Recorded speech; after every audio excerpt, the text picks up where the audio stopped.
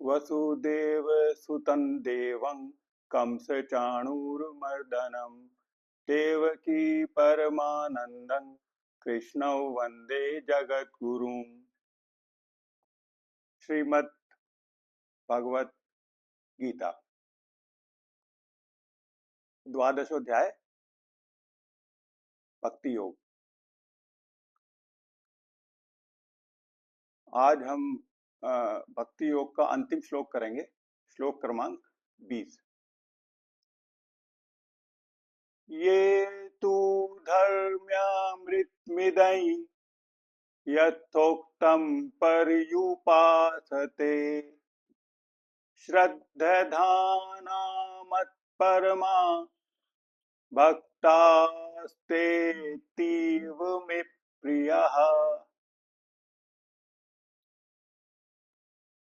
कि ये जो श्लोक क्रमांक 13 से वो श्लोक क्रमांक 19 तक जो मैंने ये अपने प्रिय भक्त के गुण बताए हैं, लक्षण बताए हैं, ये धर्म में अमृत समान है। धर्म में अमृत ही है, धर्म से ओतप्रोत अमृत है। और जो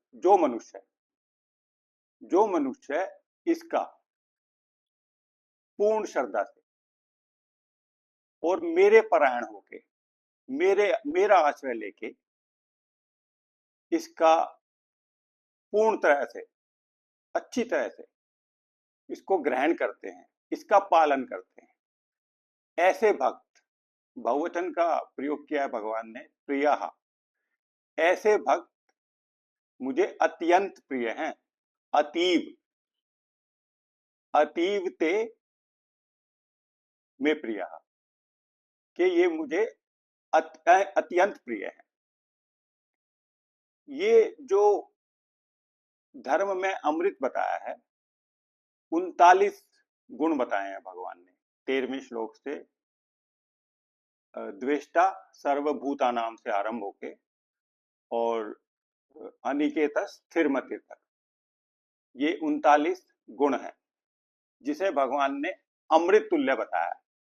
ये भगवान का जो उपदेश है, अपने भक्त के जो उन्होंने गुण बताए हैं, ये अमृत के समान है, धर्म रूपी अमृत के समान है। और जो इसका पालन करता है, परिउपास्ते, अच्छी तरह से, पूर्ण रूप से, परितः पास्ते, दो शब्दों से मिलकर बना है, परितः पास्ते, अच्छी तरह से उपासना करना, पूरी तरीके से उपासना करना, लग के उपासना करना। भगवान ने एक शब्द का प्रयोग किया है, श्रद्धा धाना, श्रद्धा युक्त। वेदों में, अपने शास्त्रों में, अपने गुरुजनों में और मुझ परमेश्वर में जिसकी पूर्ण रूप से श्रद्धा होती है, वो अटूट विश्वास होता है, उसको श्रद्धा कहा जाता है। फिर भगवान ने एक और विशेषण का प्रयोग किया है, मत परमा, जो उन्होंने इसी अध्याय के 6ठे श्लोक में भी किया था कि मई सन्यस्य मत परा।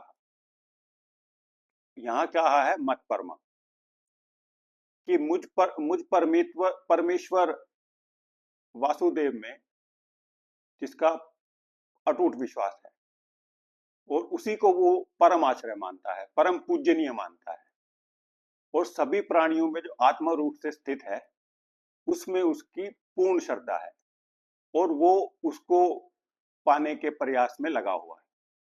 उसे भगवान ने मत परमा शब्द से संबोधित किया है। और ऐसे जो भक्त हैं ये भगवान को अत्यंत प्रिय हैं।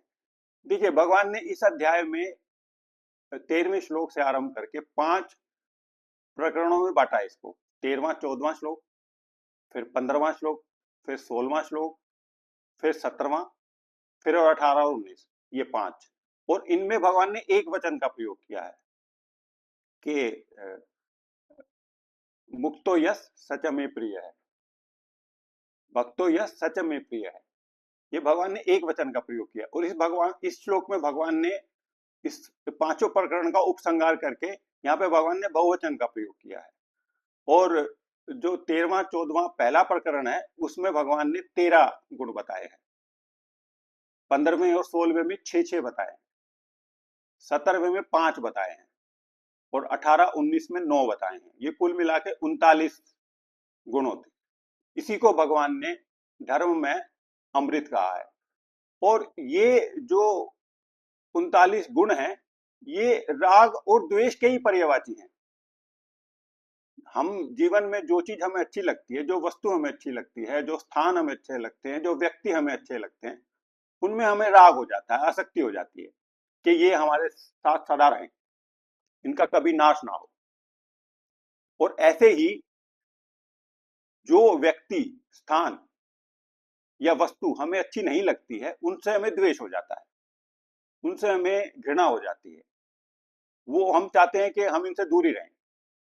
तो भगवान ने ये 39 गुणों के माध्यम से जनसाधारण को, अपने जो प्रिय भक्त को ये कहा है कि तुझे राग और द्वेष से विरक्त होना है।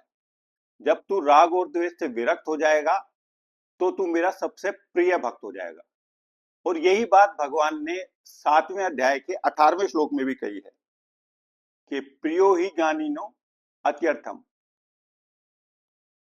सचमम प्रिय है, कि ये जो ज्ञानी है इसको मैं अत्यंत प्रिय हूं और मुझे ये ज्ञानी अत्यंत प्रिय है। उसी 18वें श्लोक की इसी पंक्ति का विस्तार है ये जो 20वां श्लोक है उसी का विस्तार है कि ये भक्त मुझे प्रिय है और इस भक्त को मैं अत्यंत प्रिय हूं।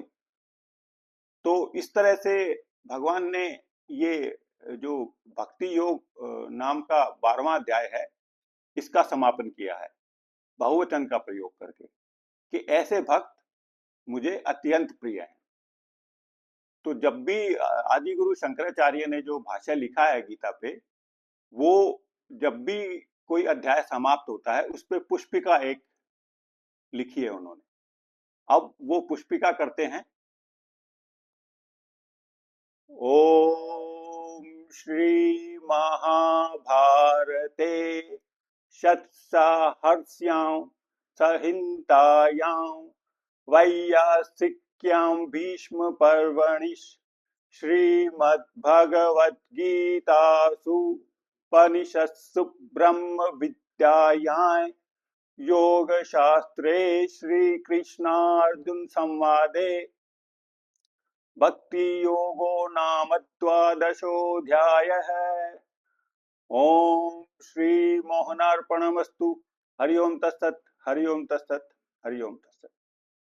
इस पुष्पिका का बड़ा असाधारण सा अर्थ है कि इस महाभारत से लिए, महाभारत में जो 1,00,000 श्लोक हैं जो महर्षि वेदव्यास द्वारा रचित है, और भीष्म पर्व में जो श्रीमद् भगवत गीता नाम का उपनिषद है जो ब्रह्म विद्या